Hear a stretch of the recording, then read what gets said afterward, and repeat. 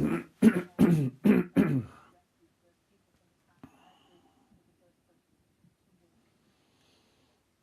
I've gone live. I've just been watching the news in the United Kingdom, and a couple of the members of Parliament, who are the political people in the UK, are getting a bit annoyed about people harassing them over policies that they make, which really damage the people in the United Kingdom. It happens in every country. So they're starting to mourn now because the people are saying, you're full of shite and you're full of crap and you don't care about us. And they don't like it. So they want it to be an harassment when people on the street with free speech. But is this free speech when you're getting shouted down by the Speaker in the House of Commons saying that the politicians have to be stopped from being harassed? Oh, I say no. I say more harassment. That's the way it is. If I mean, I've just quickly made a few notes here. These politicians, they allow millions of people to become destitute and homeless. Why? Because of the political stranglehold they have over the people. And people's fault as well, because people get lazy and think, I'm not going to vote. There should be a vote where it's like, no, I don't support any of these parties. Because most of the votes would then be that. The no vote campaign would win. That's amazing. And while they do this, they get fantastic salaries. I mean, in England, in the United Kingdom and Scotland and Wales and Ireland, these people, these politicians run 70 odd grand a year and they don't pay for any of the living costs. They don't pay for the telephones, for the TV license. They don't pay for practically everything. And they mourn because they get a little bit of harassment. Well, as far as I'm concerned, they don't get mourned at enough. They're just crazy political leeches that feed off the blood of the people. They're vampires. You know, I don't mean literally vampires. They're like vampires. They suck the life out of the country. They suck the money from the people. And I've had enough of this. I really have. Many people around the world have had enough of this. And it's time that it should be stopped. And it's time that these people were thrown out and the people make a proper party. You know, we have parties in the UK which are, what can I say? They mainly toe the party line. They don't really dig into the reality of what human rights is. They don't really dig into what politics actually is. Because they just keep coming out with the same old shite, the same old worn out policies, you know. It's not like it used to be 60, 70 years ago, where you could go around and make a speech and people would turn up. Now it's all on the telly, you know, and they don't want to be on live debates because they don't know how to think. They don't know how to think the reality of what's going on. What they do is they train, media training, how to answer questions. And when they don't know the answer, the media people say to them, just change the subject. Just keep talking about everything. But if you can't answer the question, move on to something else. And it's deflection, it's deception. And that's one of the things that I really dislike now. This deception that is so ingrained in politics.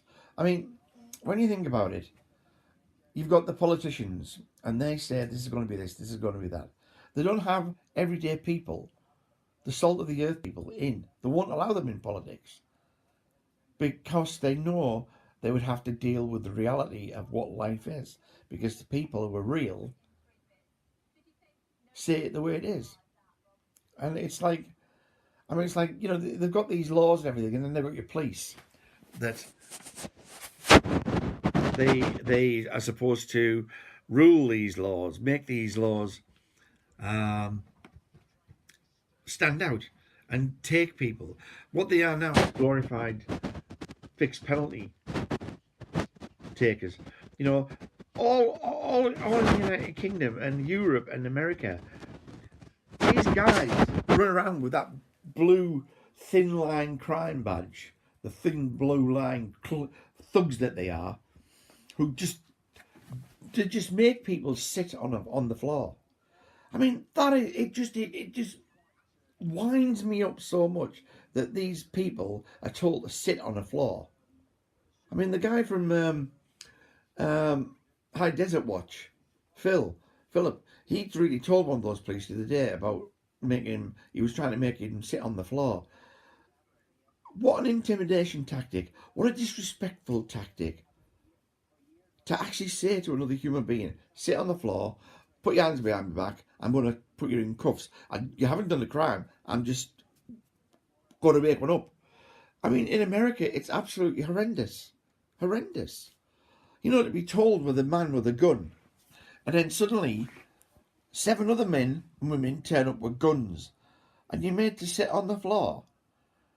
That is just shite, utter shite that they do that. Over here, they don't make you sit on the floor, but they just make you feel really like you don't know anything about the law. We know what we're doing. We'll be able to get. I mean, it's like over here now, they're starting to become people who are fighting back, and they're starting to become auditors.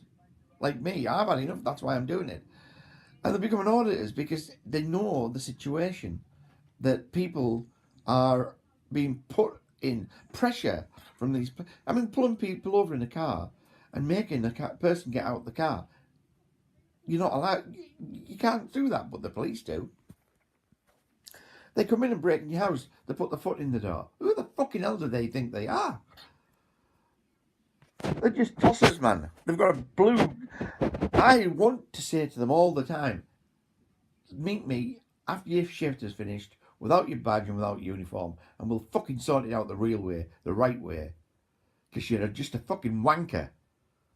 And with that badge that they've got and that the whole thing that they've got, I mean, you've got to really turn around and say to yourself when you've got one of these nice, smooth, nice talking cops, you just think of all the lives that they've ruined, all of the lives that made people feel scared and harassed, all the people that they've shot, all the bad cops. You see, even the good cops, you got to think about it this way. The good cops, right? They appear good. Over the years, how many bad cops have they defended? How many bad cops have they not... What is the word? How many bad cops have they not reported? How many bad cops have they not arrested? The good cops. So when they say they're a good cop, when they say, I'm good, I'm okay, me, look, I'm nice to you, just think about all the other people over the years that they've hurt, that they've been violent to. And this police structure that we have now, it's just another extension of the politicians. And it's ridiculous. It's really, really ridiculous. But it's dangerous as well. You know, you're standing and stopping in the street and the policeman comes up and you photograph it on your video and they say, we can do you for loitering. I mean, how stupid is that? How pathetic. But the thing is, they've got the clout of the law behind them. You can just be stood there taking a video or a photograph. We had this the other day. I took a photograph of a shop window with the pictures with all the watches. Security came out. And me and Marty Blackburn from Leeds, we ended up having to defend ourselves regarding we can do this. It's allowed to be done. And yet, in the UK, like in America, in the UK, these myths about rights. You can't take out a picture in public. If you're in public, that's it. You know, you're being photographed and video recorded with CCTV. You know, like the street that we were in the other day, there was about 80 cameras. Nobody moans about them. In the United Kingdom, we have the most CCTV cameras of the whole world. In the United Kingdom. Look how small the UK is. And yet we have the most cameras. And yet you take a picture, somebody comes up to you and says, you can't do that. You have to have my permission. The myths. You know, you've got to ask me to take my picture. Fuck off. Get a fucking life instead of moaning all the time. Your picture's taken, your picture's taken. It's the way it is. And it's the way it's going to be. And it's the way it should be.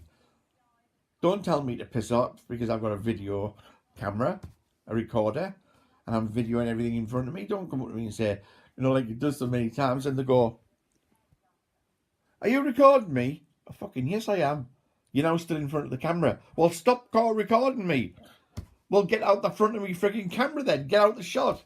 But you're not supposed to do that. What an absolute tosspots they are. These myths. Come in front of your camera and you're taking a picture and say, are you taking a picture of me? Yeah, me. Yeah, well, get out the way of the camera. And it's like, it's just, this education has to be done from the bottom up. You know, talk about thick. I don't really, oh, there's that thing. There's that woman. There, it's on the TV now.